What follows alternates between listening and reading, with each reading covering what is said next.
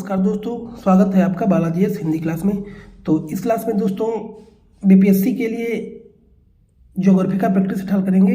इसके अलावा बहुत सारे प्रैक्टिस सेट मैं हल कर चुका हूँ। अगर आप लोग ना देखे हो तो प्लेलिस्ट में जाकर के देख सकते हैं।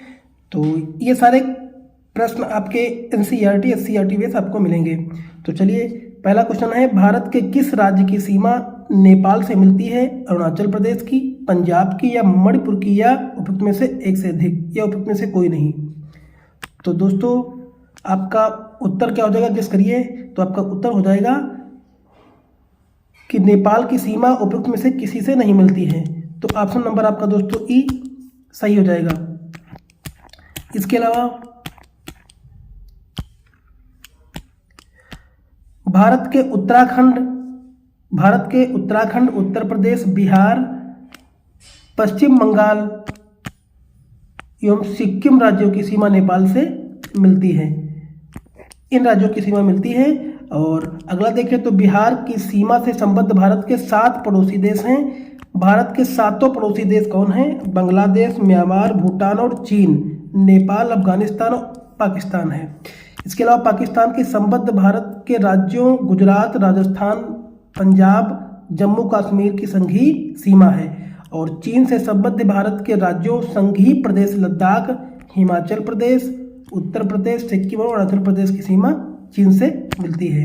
इसके अलावा भूटान से संबद्ध जो है वो भारत के 4 राज्य हैं। कौन कौन से? सिक्किम, पश्चिम बंगाल, असम और अरुणाचल प्रदेश। वहीं बात करें म्यांमार से संबद्ध तो 4 राज्य हैं, अरुणाचल प्रदेश, नागालैंड, मणिपुर और मिजोरम है। और बांग्लादेश से संबद्ध है वो 5 राज्य हैं, त्रिपुरा, मिजोरम, मेघालय और असम और पश्चिम बंगाल। तो ये और विभिन्न देशों से जो राज्यों की सीमाएं मिलती हैं वो आपके अन्य फैक्ट कुछ रहे इसमें। तो चलिए अगला क्वेश्चन, भारत के किस राज्य में शहरी जनसंख्या की प्रतिशतता सबसे अधिक है? उत्तर प्रदेश, बिहार, महाराष्ट्र, उपयुक्त में से एक से अधिक, उपयुक्त में से कोई नहीं। तो दोस्तों ये आपका हो जाएगा बिहार की जनसंख्या सबसे अधिक है, जो कि ऑप्शन नंबर बी दोस्तों सही हो जाएगा। इसके अलावा 2011 की जनगणना के अनुसार भारत में शहरीकरण कितना था? 31.16% मनाया गया। और 2001 में भारत में शहरीकरण 27.81% था। और तमिलनाडु राज्य में शहरीकरण 48.5% और केरल का शहरीकरण 47.72% था। और भारत की प्रथम शहरी सभ्यता हड़प्पा की सभ्यता थी। और भारत में दूसरा शहरीकरण 6वीं शताब्दी ईसा पूर्व में गंगा घाटी में विकसित हुई थी। तो चलिए अगला क्वेश्चन, कपास की पैदावार किसमें अच्छी होती है? तो कपास की पैदावार जो होती है वो आपकी काली मिट्टी में होती है, जो कि ऑप्शन नंबर ए दोस्तों सही हो जाएगा। इसके अलावा काली मिट्टी भारत में मुख्यतः महाराष्ट्र, गुजरात आदि राज्यों में मिलती है। और काली मिट्टी को रेगुर मिट्टी भी कहते हैं। काली मिट्टी की जल धारण की क्षमता अधिक होती है। और काली मिट्टी में नमी अधिक रहने के कारण कपास का रेशे अधिक बेहतर बनता है। काली मिट्टी बेसाल्ट चट्टाने के टूटने फूटने से बनती है। काली मिट्टी में आयरन, चूना, एल्यूमिनियम एवं मैग्नीशियम की बहुलता होती है। इसके अलावा काली मिट्टी के कपास को ब्लैक कॉटन सॉइल भी कहते हैं।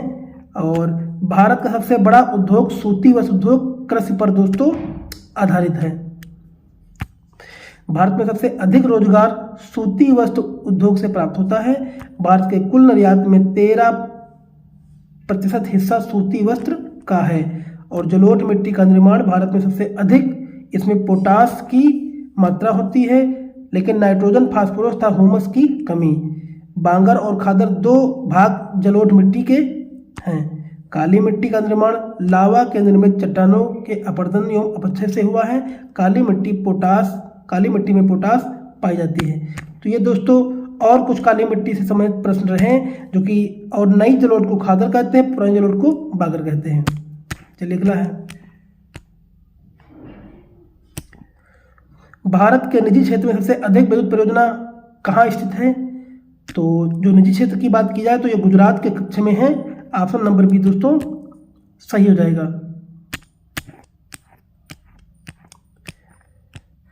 राजमुंदरी आंध्र प्रदेश में विद्युत परियोजना है। और कोरबा कहाँ है दोस्तों? आपका मध्य प्रदेश में है। अगर राजमुंदरी कहाँ है बात करें आंध्र प्रदेश में, और कोरबा कहाँ है दोस्तों, मध्य प्रदेश में है। चलिए अगला क्वेश्चन, हीराकुंड बांध किस नदी पर बना है? गंगा, महानदी, कावेरी या उपयुक्त में से एक से अधिक, उपयुक्त में से कोई नहीं। तो दोस्तों जो हीराकुंड बांध बना है ये आपका महानदी पर बना है, जो कि ऑप्शन नंबर बी दोस्तों सही हो जाएगा। इसके अलावा हीराकुंड बांध विश्व की सबसे लंबी नदी है, और गंगा नदी पर क्या है दोस्तों, फरक्का परियोजना है जो भागीरथी नदी से भी निर्मित है, और फरक्का परियोजना भारत और बांग्लादेश की संयुक्त योजना है। कावेरी परियोजना कावेरी नदी पर है, और कावेरी परियोजना में कर्नाटक, तमिलनाडु, आंध्र प्रदेश, केरल से संबंध रखती है। कावेरी परियोजना कर्नाटक और तमिलनाडु के बीच काफी विवादित रहा है। इसके अलावा दामोदर घाटी परियोजना नदी घाटी परियोजना 1948 में स्थापित किया गया है, और दामोदर घाटी परियोजना दोस्तों भारत का प्रथम बहुउद्देशीय नदी घाटी परियोजना है। कुछ और फैक्ट रहे, अगला है, किसको पार कर लेने पर एक दिन जुड़ जाता है? 180 अंश देशांतर पश्चिम से पूर्व की ओर, या फिर 180 अंश देशांतर पूर्व से पश्चिम को, या भूमध्य रेखा उत्तर से दक्षिण को, या उपयुक्त में से एक से अधिक, उपयुक्त में से कोई नहीं। तो आपका उत्तर हो जाएगा ऑप्शन नंबर ए 180 अंश देशांतर पश्चिम से पूर्व की ओर। चलिए अगला है 180 अंश देशांतर रेखा है जो अंतरराष्ट्रीय तिथि निर्धारण रेखा भी कहा जाता है। एक देशांतर के अंतर से 4 मिनट का अंतर आता है। संपूर्ण पृथ्वी को एक वृत्त मानकर 360 डिग्री अक्षांश में बांटा गया है, और भूमध्य रेखा जिसे विषुवत रेखा भी कहा जाता है और 0 डिग्री पर विभाजित किया जाता है। भूमध्य रेखा पर सालों भर दिन और रात बराबर होती हैं, और भूमध्य रेखा पर अधिक वर्षा एवं सूर्य प्रकाश भी सीधा आता है। चलिए अगला है, चरागाह को पंपास कहा जाता है। कहाँ कहा जाता है? तो चरागाह को जो पंपास के नाम से जाना जाता है ये दक्षिणी अमेरिका में जाना जाता है, जो कि ऑप्शन नंबर बी दोस्तों सही हो जाएगा। पंपास जो को अर्जेंटीना में घास के भूमि को कहते हैं क्या, पंपास, और उष्णकटिबंधीय घास मैदान को अफ्रीका में सवाना कहा जाता है, और ब्राजील में पंपोस ब्राजील में उष्णकटिबंधीय घास के मैदान को कहते हैं, और लानोज वेनेजुएला और कोलंबिया में उष्णकटिबंधीय घास का मैदान है। बांस घास कुल का पौधा है। तो ये भी आपका कुछ फैक्ट इंपॉर्टेंट रहे। चलिए अगला क्वेश्चन, 49वीं पैरेलल किस दो देशों के बीच सीमा है? तो ये आपका है दोस्तों, किस करिए, तो ये आपका उत्तर हो जाएगा यूएसए और कनाडा के बीच, जो कि ऑप्शन नंबर बी दोस्तों सही हो जाएगा। इसके अलावा 38वीं अक्षांश रेखा उत्तर कोरिया और दक्षिण कोरिया के बीच की सीमा है, और 17वीं समांतर रेखा उत्तरी वियतनाम एवं दक्षिणी वियतनाम के बीच है। तो 38वीं और 17वीं के बीच भी दोस्तों क्वेश्चन बन जाते हैं, तो इसको भी याद कर लेना। अगला है, भारत सरकार ने कब राष्ट्रीय पेयजल मिशन चालू किया था? तो दोस्तों ये जो मिशन चालू किया था ये चेक किया था दोस्तों 1986 ईस्वी में, जो कि ऑप्शन नंबर सी दोस्तों सही हो जाएगा।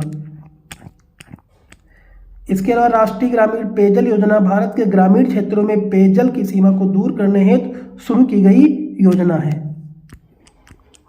इसके तहत ग्रामीण क्षेत्रों में 40 लीटर प्रति परिवार प्रतिदिन सुरक्षित पेयजल मुहैया कराया सरकार का लक्ष्य है, और 2019 में राष्ट्रीय जल मिशन प्रारंभ किया गया था।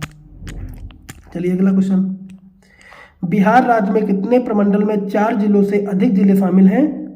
तो ये आपके 4 प्रमंडलों में हैं, जो कि ऑप्शन नंबर सी दोस्तों सही हो जाएगा। वो कौन कौन से हैं देख लेते हैं। पटना में क्या है आपका, पटना मंडल में नालंदा, रोहतास, कैमूर, भोजपुर और बक्सर है, और मुंगेर में लखीसराय, शेखपुरा, जमुई और खड़किया बेगूसराय है, और मगध में गया, जहानाबाद, अरवल, नवादा और औरंगाबाद, और तिरहुत में मुजफ्फरपुर, सीतामढ़ी, शिवहर, पश्चिम चंपारण, पूर्व चंपारण और वैशाली। तो इतने जो है शामिल हैं। तो दोस्तों अगर वीडियो अच्छा लगा हो तो लाइक करिए, कमेंट करिए, चैनल को सब्सक्राइब कर लीजिए। इसके अलावा बहुत सारे सेट मैं दे चुका हूँ, अगर आप लोग ना देखें तो प्लेलिस्ट में जाकर के देख सकते हैं। धन्यवाद।